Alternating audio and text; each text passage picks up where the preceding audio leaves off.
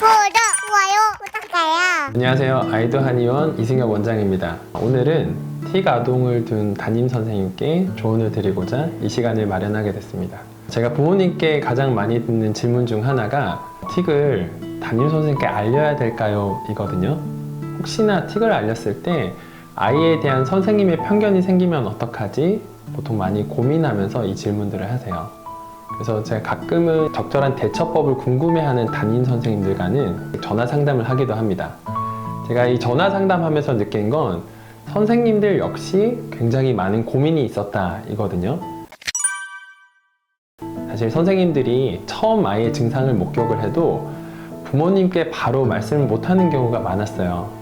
엄마는 어떻게 알고 있을까? 혹은 이 이야기를 하면 내가 신뢰를 하는 거 아닐까? 내 표현이 부모님께 상처가 되고 아이에게 상처가 된다면 어떡하지? 전전긍긍하면서 보통 먼저 말씀해 주기를 많이 기다리셨거든요.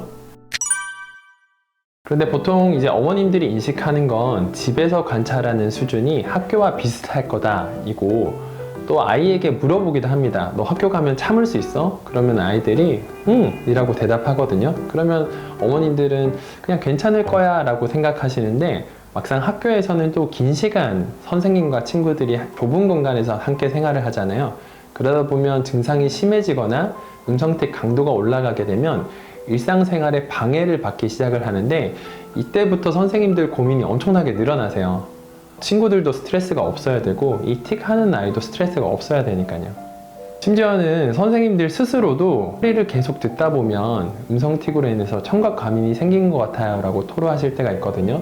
선생님도 사람인지라 사실 긴 시간 틱을 관찰하다 보면 힘들어질 수 있습니다. 이 모든 게 이상한 일이 아니라 틱을 관찰하는데 자연스러운 일이란 거죠.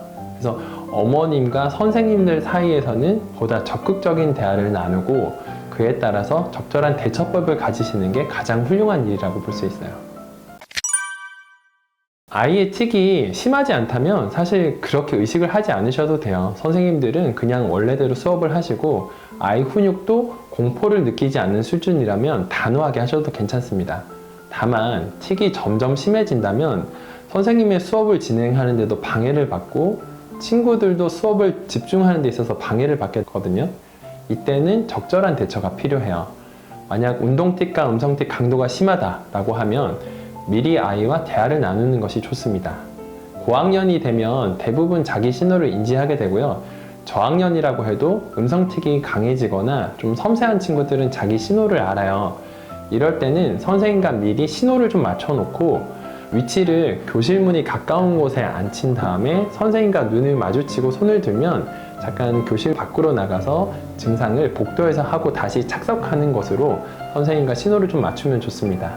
그리고 좀 조용한 수업이 진행되어야 될 경우라면 미리 어머님과 아이와 합의해서 좀 전략적으로 조퇴를 활용하셔도 괜찮아요.